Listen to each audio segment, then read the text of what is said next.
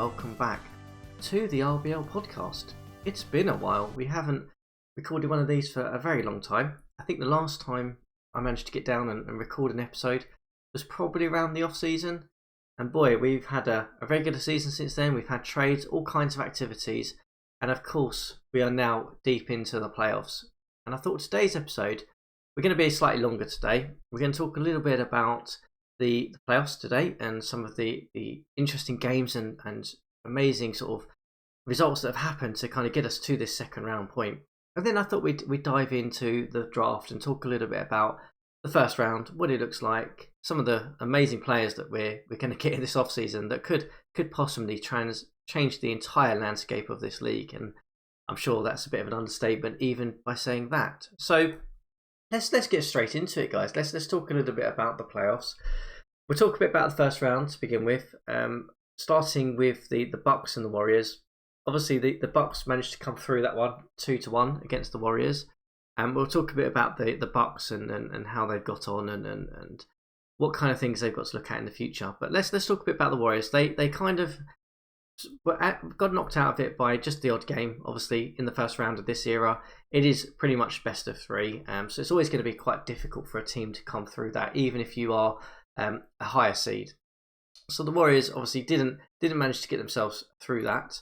And in terms of how this looks for them, they managed to finish the season with a 45-37 record. Very respectable result. Comfortable playoff team. But boy, does this team have some big decisions this off-season. Looking at it, the most of the roster is pretty much going away, and there's some big names that are possibly going to need to be paid big contracts to kind of stay, or they're going to need to be able to sort of rejig this team. So this Golden State Warriors team is probably one of the most interesting teams in terms of coming to the off-season. Are they going to stay with the likes of Rick Barry, who is 35 years in age? He's kind of on the back end of his career and started to show some signs of that this year. His scoring numbers are down, his shooting percentages are down. Do you really want to sort of tie yourself back in with another few years of a Rick Barry? Or do you want to move away from that because his salary is rather huge? He's going to probably be commanding a max. He's on $379,000 at the minute. Are you really going to want to bring him back? You've then got the likes of Clifford Ray, again, a 30-year-old, getting towards sort of the back end of his career now, sort of that last bit of peak and prime that he's going to have. You're going to bring him back. And with the likes of Ricky Green, who still has some incredible room for growth. Looking like his numbers are pretty much status quo. He didn't really get as much game time this year.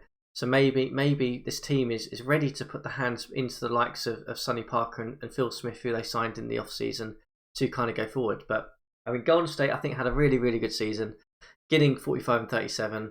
The team has some huge decisions going into this off-season, though. And that moves us really on to the next first-round matchup, which was the Supersonics against the Trailblazers. And the surprising result, I guess, of the first round, which was the number 3 Trailblazers got knocked out 2-0 to the Supersonics. And many have described the Supersonics as a bit of a dark horse, and we'll come back to them, as I said, like the Bucks in a minute. But talking about the Trailblazers, the 3rd seed, they really did have a good season. They had a healthy Bill Walton. This team looked like it was a contender. 47-35 again, a really solid record. And just looking at the general capability of this team, Bill Walton obviously still got many years ahead of him. Played the full 82 games this season. His numbers look solid. His shooting numbers look good. And this team was really talented. Bringing in Randy Smith certainly did help them. He put up better numbers than he did in Buffalo in terms of shooting percentage, and really helped bring the scoring load to this team, supporting the likes of Lucas and Johnny Davis through this. And this team, I think going into the playoffs, we're probably thinking actually we could get to the conference finals here, and some think obviously didn't go quite right for them. They got bounced out by the Supersonics, who are, we'll talk about them later, but a very, very good team as well. But in terms of this team going forward, I think it's just going to be a case of keeping it going. Everyone is pretty much contracted. I think the only one you can argue over is whether they bring back T.R. Dunn, that defensive specialist. But everyone is got locked in contracts. They're obviously going to be over the salary limit at the moment, subject to whether there's any change in terms of budgetary allowance of the era. But the team is pretty much there. The starting rotation is there. It's a case of, can they maybe find that diamond in the rough, that little bit of gem who can get them over the hump going into next season. Johnny Davis will probably continue to develop as he has done so far. His numbers looked a little bit down, but his assists and stuff looks up. So he's hopefully going to develop and make that jump forward. Just like the likes of Bobby Gross maybe could get some close to his potential, but given that he's 26, we're probably looking at the end of his development growth now. So I think the Trailblazers are probably the most disappointed team, I think, out of this first round. I think they would have expected to at least got through to the second round, and I think they would have fancied themselves against the Pacers, but not to be this year. And then if we move over to the Eastern Conference, the Hawks managed to beat the Nets 2-1. The Nets in particular were a bit of an interesting story this year. I think nobody at the beginning of the year would have written down that they would be a playoff team. Certainly a 41-41 team, scraped in by the skin of their teeth really into the playoffs. Their record didn't really reflect probably being one of those dominant playoff teams or a contender, but it was all about this man this year for the Nets. Bernard King has put his crown down as the MVP, had an absolutely incredible season. 34 points a game, 8 rebounds, 4 assists, just over a steal, and the shooting numbers are incredible. 53% shooting, and if we look at his actual sort of shooting totals, looking really strong there. We go over to his efficiency, he's looking great. So yeah, for me, I think Bernard King was the story of the Nets, and this team is certainly going to look like a team that's going to merge into a contender going into the next few years, I think, providing they can build around him. So George Johnson maybe is not necessarily the player that they're going to need to kind of continue this going forward, but he's contracted. The team has a huge amount of cap space going into the off season, so I fully expect them to try and make a splash to bring in a star or maybe some really good supporting pieces around the likes of King to take this team from being that 41-41 team to hopefully being a solid playoff team and then into contender. But yeah, Nets had a really interesting season, certainly on the upward trajectory, I would say, for that team in particular. And then we get down to the final first round game, which was the 76ers up against the Detroit Pistons. I mean, the Detroit Pistons had a really tough job here. The 76ers are definitely a contender team. The Pistons had such a Cinderella story last year, for those who remember. They were a team that came into the playoffs, had an absolute miracle run, backed by some really good play from Bob Lanier. This year, it didn't quite pan out like that. The team finished 40-42. They had a bit of a rejig in the off season. Birdsong obviously came in as a trade piece. They also really paid the money to bring in Mickey Johnson, who I think they thought was going to be that piece to kind of take them forward to the next level and really support the likes of Bob Lanier in sort of the post and maybe do some of the wing position areas as well. And I think most expected Eric Money to continue his development. He had a really, really good season last year. But for whatever reason it was, the Pistons kind of didn't get it all done on the court. They sort of petered out as an average team and, kind of probably got found out a little bit in the first round with the 76ers pretty much stomping through them 2-0. But if I were to look at the Pistons going into the off-season and you look at their contract situation, they're not necessarily got cap at this moment in time. I think the team is probably going to stay where it is or maybe look to see if they can move some of these pieces around to maybe move forward. I think the key decision for the Pistons is Bob Lanier is obviously 30 years old now, but they've got the young studs in terms of Mickey Johnson at 26, Otis Birdsong at the age of 23, and then the likes of Kevin Porter. Maybe they move on from the Porter Lanier era and move into the Money Birdsong Johnson era going forward. And I think people will pay their right arm to get Bob Lanier still, given he's an elite scorer, post player, even at the age of 30 as he is. I guess the question is that is quite a long contract that he signed up to, and whether people want to kind of pay that money for him as it kind of moves forward would be the question. So yeah, maybe there'll be a retool in Detroit. Maybe they'll cut loose and go to a younger core next year. I'm not sure. I think maybe it's a case of the team maybe's got a bit of cohesion again now, and maybe next year we see this team jump from a 40-win team to a 50-win team, just with the same players, just because they get familiar with each other and their cohesion kind of improves as it goes forward.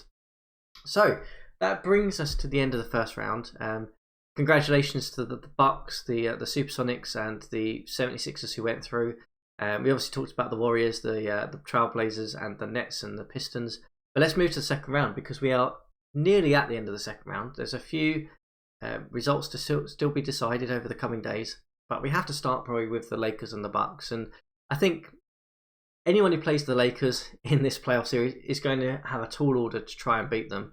They are comfortably the best team in the league in terms of record and in terms of metrics, and they pretty much demonstrated it against the Bucks here, going through 4-0. No surprising that Kareem Abdul-Jabbar was a big driving force for that. And if we look at some of the results that have happened to date, we can kind of see some of this playing out. So if we look at the likes of, if I can find it, where would it be? Keep going forward, I think. Maybe it's in this one. Not that one, not that one. Lakers games, where are you, Lakers? Sonics, here we go. Right. And here we are. So, for example, the first game blown out by 30 plus. No surprising, Kareem Abdul-Jabbar in even just in 28 minutes is pretty much destroying this Bucks team. And I think some people kind of expected this Bucks team to at least put up a fight. I think during the regular season they look like a solid outfit. They're obviously still quite young and developing. The likes of Marquise Johnson and Walter Davis are certainly going to be really interesting players going forward, and certainly are going to be a really good dynamic duo for them. I think the problem with the Bucks is that they just didn't have the post presence for Kareem, and if we look through the results, you can pretty much see this, right? I mean, the Lakers dominated inside with Washington and Kareem Abdul-Jabbar, and the likes of Harvey Catchings didn't really have a chance. They put Marquise Johnson in there to try and solve some of this, but it didn't quite pan out how they wanted it to. So no surprise the Lakers have gone through in that one, but I was expecting them personally, the Bucks, to at least nick a game off of them at home. But as I said, in terms of this team going forward, there's a bunch of cap room going into the off season. I fully expect them to be like the Nets and trying to lure that star into this team, because I mean it is an enticing roster when you look at it. They've obviously got the likes of Marquise Johnson, who's turning to be a premier sort of front court sort of wing player. Walter Davis is obviously already a star and still got room to grow. And then you've got the likes of Phil Ford, who's had a really, really good first season as a rookie and put up some decent numbers. Looks like he's going to be a solid point guard for this team going forward. So really, I think they're going to be chasing one of those star front court players to kind of pair into that. Because if you could say Harvey Catchings is your bench player with that rebounding and ability he has, or just that supporting cast player, then this team really is looking in good shape. We haven't even talked about the likes of Purvis Short or Mike Mitchell kind of supporting the bench and still got room to grow. So a young team that I think maybe this wasn't their year, but I think they will have a year come up in very, very soon, and lots of a cap room to play with to kind of add those pieces as they go along. And then we move over to the Pacers Supersonics. And I have to say, this is probably the most surprising one that I've seen, in the sense that I expected the Supersonics to probably take this one to at least 6 games. The Pacers have certainly surprised everyone this year. They won their division, gone through as number 2 seed, and really look like a team that is contending now, going through to the conference finals. The Supersonics didn't really put up too much of a fight. An interesting team, the Supersonics, and we'll come back to sort of what that outlook looks like. But if we go over to the schedule and we have a little look at the results, you can see here that obviously the first game, the Pacers kind of pretty much took this one away. I think the story of this one was the fact that the injury to, I believe it was Dennis Johnson, was the driving force that kind of changed this one around. But even saying that, the Pacers pretty much dominated the first few games of this. And then when the Supersonics kind of came back, he was already injured. So you could probably argue that maybe it wasn't a huge amount of factors. But, the Pacers are really looking great, and have really put up a good fight so far. But unfortunately, 4-1, the Supersonics didn't go through. The Pacers have gone through, but in terms of the Supersonics, I kind of hinted at it a minute ago. This is an interesting team because they're 41-41, and on paper, I would say this team is comfortably as good as the Pacers. They've got some really, really talented players. Gus Williams obviously looks like a premier point guard now. Fred Brown looks really, really, really good player, and his numbers are sort of got back to better capability this year. And then we haven't even talked about the fact that Jack Sikmar is a front court player who's made leaps and bounds this year and really shown development signs. On paper, this team, anyone who knows this era, this was a team that won a championship at this time with some really, really good players. And they've got Dennis Johnson, who's got room to grow. And I think this team, if they can get the rotation right, get the strategy right, this team could compete with the likes of, I hate to say it, could compete with the likes of the Lakers. So maybe it's a case of this offseason just trying to find that balance. Again, they've got a small sliver of cap room possibly at the minute. They do have to try and re-sign Marvin Webster, who, based on the previous teams I mentioned, maybe he's the type of player that some of these teams with cap will be fishing around for. Everyone else is pretty much locked in. Stick with Watts is maybe one that they might want to retain, but most of this team is coming back, and I expect them to at least be 41 and 41 next year. But as I said, if they can get the strategy right, I think this team could be a 50-win team, maybe 50-plus wins. So they will be feeling like they've had a good playoffs based on their sort of inconsistency this year. But, when you're in there, you kind of feel like you need to get a bit closer, and maybe that's something they'll be looking at this off-season. And then we move ourselves through to the remaining two games, two sets of games in the Eastern Conference. We've got the Knicks against the Hawks, which is currently the Knicks are 3-2 ahead. It has been a bit of a ding-dong battle with this one. If we go and look at the schedule, we can certainly see this. So if we go over to here, I find the first game, which I believe is this one, I think. Let's have a look. Keep moving along. Here we go. So the first one was the Knicks. Knicks took this one, and they bounced out to a 2-0 lead. Thanks really to McAdoo and Thompson, kind of getting this done. We had a really interesting sort of snippet from this, which is Earl Monroe, who used to be on the Knicks and was traded to the Hawks in the first season, started to sort of make signs that he was going to sort of try and bring this team back, and he certainly did. I mean, I think Game 3 was the one where he came in, was just absolutely electric in, if I remember. Maybe not this one. It was maybe the one before this, actually. Maybe the one after this, actually. Let's have a look. It might be this one. No, it's not that one. It's maybe this one, possibly. Yeah, here we go. So in 37 minutes, he put up 34 points, and just when the Hawks looked like they were done and dusted, he came in and really put up the numbers to kind of drag them back into it, and it went to 2-2. The Knicks just won the last game. I think the question with this one in terms of Game 6 is if John Drew can kind of put up the numbers that he has done through the regular season, this might be an interesting one as we go into this. He has shown some signs of this. Obviously, Eddie Johnson and Tree Rollins have been really important. If Tree Rollins can slow down the likes of Bob McAdoo, then we might be looking at a Game 7 decider. And based on how it's gone so far, being sort of back and forth, fully expect this one to go to Game 7 as we move forward. And then we get to probably the most interesting and most exciting second round set of series I think I've ever seen, I think, in fast break basketball, which is the 76ers against the Spurs. 76ers and the Spurs, both of them are pretty much neck and neck. And if you look at the results, this has just been amazing to watch as a neutral. I'm sure both owners and GMs are not as excited about this as I am, but it's been most of the games have been 1 point decided. So the first one, obviously, the 76ers took it by 1 point in the sort of the dying bits. It's been a real battle. Then we moved to the next one. Again, it was 1 point difference between the two. Dan Ramfield has looked really, really good, by the way, in this series. And the question really on everyone's mind has been, who is going to take this? And then the 76ers took the next one. It went to sort of 2-1. So it went to 3-0, I should say. And then at this point, everyone was thinking, well, what's happened to the Spurs? The champions from our first season, are they just not at the level that we expect them to be? Have they just finally lost that little bit of edge? And boy, did they come back. So they won the Game 4 by 1 point. No surprise, George Gervin, the Iceman, sort of said, I've had enough of this, and put up 50 points. And then we get to the last game before we get to sort of Game 6 this evening. And, well, I mean, another 1 point battle.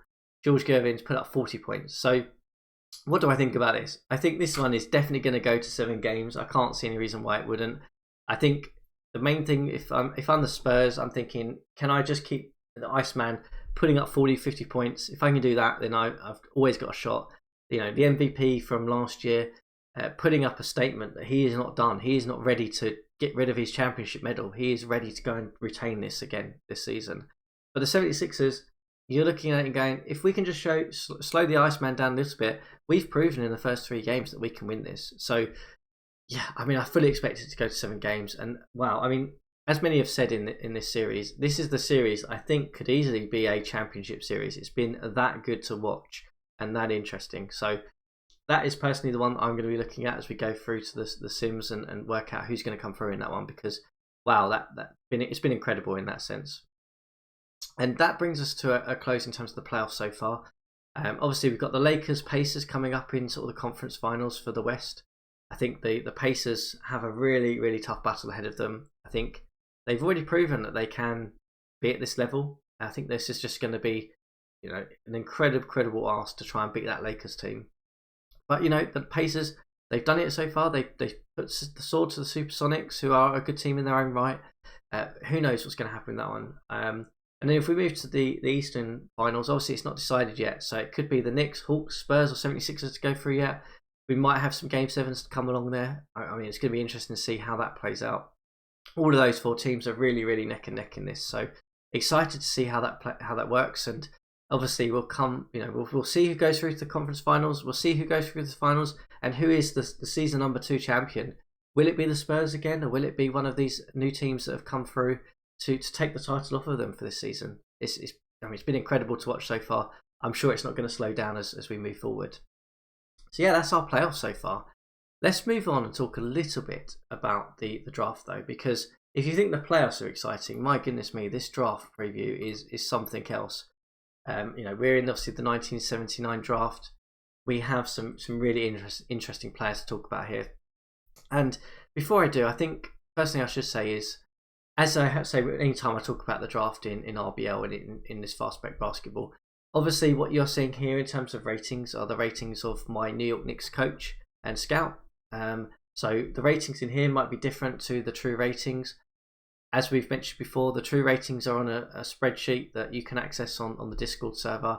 So don't worry too much if some of the things you're seeing here are slightly different projections and things to what you're seeing in the spreadsheet. The spreadsheet is the actual accurate ratings. This might be slightly different. But, when we talk about the draft, we have to talk first of all, I guess, about the Kings and the Jazz. So the Jazz obviously have gone through a bit of a rebuilding period this season, and are currently projected to have the number 2 lottery pick. Obviously, we do have a draft lottery, which is slightly different to the historical setting of this time. But, we'll see who comes out as the number 1 pick and so on. But the Jazz are obviously up there in terms of their projection, as are the Kings, who have got 2 picks available to them, the number 1 and number 3 at the minute. If they retain that, then they're obviously looking in great shape to try and draft some of these top tier prospects. And, well, we have to start with the question, the number 1 pick, who are you going for? Are you going for the likes of Larry Bird or Magic Johnson? And I think the interesting thing when I look at this is both of these players are obviously incredible elite players. I mean, these are game-changing, defining players, and in their own right, it's not surprising, right? These two are the era that we are about to enter. They, in real life, held the mantle for such a long time as being comfortably the 2 best players of that era. But when we look at Larry Bird, he is obviously an incredible player in this fast break basketball universe. He is a great shooter, a great passer, a great defender. He's an absolute athlete. And, well, I mean, is there anything that this guy cannot do? That's the question I would ask with this one. As we move into next season, the 3-point shot is going to be alive. So 3-point shooting is going to be crucial. And he has one of the best 3-point shots, I think, coming into the league at the moment. So, incredible player. And then if we look at Magic Johnson, maybe he's not quite as all-round brilliant as Larry Bird is at this moment in time. But he has the ability to probably, if he develops into some of these, be a better player than Larry Bird. He has the ability to be a better inside scorer, a better passer handler. He has the ability to basically have better athletic skills. And I think it really comes down to what type of player do you want, because they're both the same size. Do you want the guy who's going to come in and, like a Larry Bird, and do everything really, really well? Or do you want the Magic Johnson, the guy who's maybe going to give you a little bit more room to grow, a little bit of an ability to kind of play the point guard, do everything, be a bit more athletic, maybe run a bit of a faster pace? I mean, for me, it's so hard to pick between them. I really do think it's difficult. Obviously, Larry Bird is the more ready now player. That's not to say that Magic Johnson won't develop into these things. And whoever gets the number one pick is going to have a really, really interesting decision to make. And I think whoever it is, I don't think you can go wrong with either of those two players. I think they are definitely the two best players in this draft. They're two elite players coming straight into the league. And I guess the question we need to be asking ourselves is, if the Kings or Jazz get this and get one of these two players, are they going to move from being one of the rebuilding teams to being one of the playoff teams and maybe a contender? I really don't know. I think it depends on who they piece around them. Obviously, the Kings will have another pick inside that top 10 at least. And, if they can add one of the other players, then maybe they can push themselves on. The Jazz obviously have Rich Kelly. They already have some really good players on that team. And maybe this is the thing to elevate them back into playoff and contender status. Who knows? We will certainly see as we go forward. But let's talk a little bit about the other players in sort of the top end of the draft. We obviously have Sidney Moncrief, who I think at the time some people were arguing and saying that he was probably one of the better talents. He was maybe up there with the Magic and Birds of this era.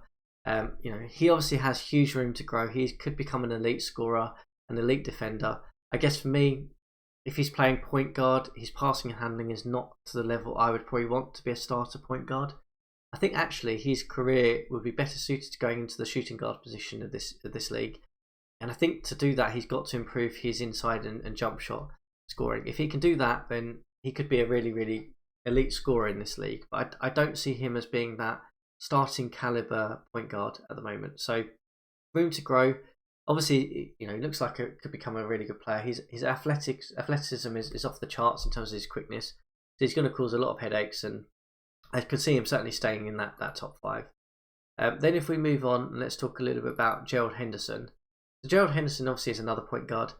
Again, similar in the sense that his passing and handling is nowhere near where I would want it to be for a point guard, but he has better room to grow than Moncrief. And I think for me, I would probably take him over Moncrief.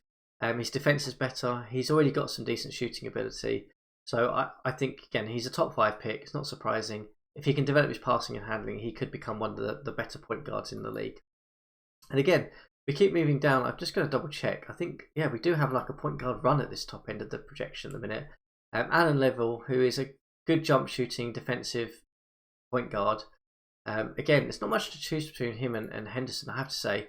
I'd say he's probably a little bit more developed. His inside shot's not really going to get much better. I can see him being a top 5 pick as well. Not surprising. Just interesting. We've got so many good quality point guards coming through in this draft as well. And then Jim Paxson, for those of you who know this era of the Bulls and everything. Again, he's a good shooter already. His jump shot's solid. His inside's got room to move. He's just your typical sort of shooting guard. And I don't know if he's going to stay in the top 5, if I'm being honest, but he's got things that means to me that he is going to come in and probably be a starter from day one. He's got to get his passing and handling up to be a solid shooting guard. But yeah, it looks like a good player, a good starter to begin with. And as we continue moving down, Bill Cartwright, I think I'm a little bit disappointed by him, if I'm being honest. He looks like he's a good scoring centre. His rebounding and defence is sort of okay, but it's not elite. He's obviously got some incredible strength, jumping ability, so he's maybe gonna sort of circumvent his offensive and defensive rebounding to maybe get him slightly better with that height.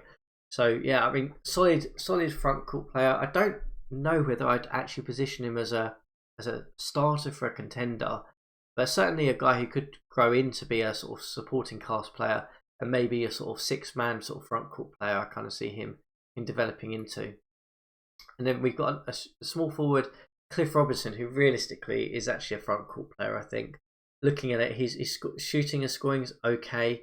He's got a huge amount of room to grow for his rebounding and defense. He could end up being a really, really good glue guy in this league. And, I think, again, that because of that, I think you could see him being a top 10 pick. He's obviously a bit raw and a bit underdeveloped at the minute, but he's 19 years old, so he's young, 6'9". He's got the length, he's got the age to kind of develop into that. So yeah, not surprising he's inside that top 10. Let's just carry on. We'll move down to Vinnie Johnson and talk a little bit about him. So yeah, another point guard. Similar to Sidney Moncrief, I think, in the sense that he's not going to really be a point guard, I don't think. I think he's actually better suited to being a shooting guard. Again, his inside shot needs to sort of improve. He's not going to be a three-point shooter. He's going to be that driving guard. But yeah, definitely a starter, I think, in terms of that shooting guard position. Dave Greenwood, a front court player here. Probably a more developed version of Robinson, with a little bit less room to grow and not quite the athleticism. So I actually think Dave Greenwood could jump up the order here. I think his rebounding's good, his defense is good. He's the sort of player that if you're in the top 10 and you're looking for someone to come in and start and just be good from day one, he's a really interesting prospect in that sense. And then Calvin Nate, a first sort of small forward that I'd say is a typical small forward. Good rebounder, okay shooting ability, cannot hit a three-point shot to save his life.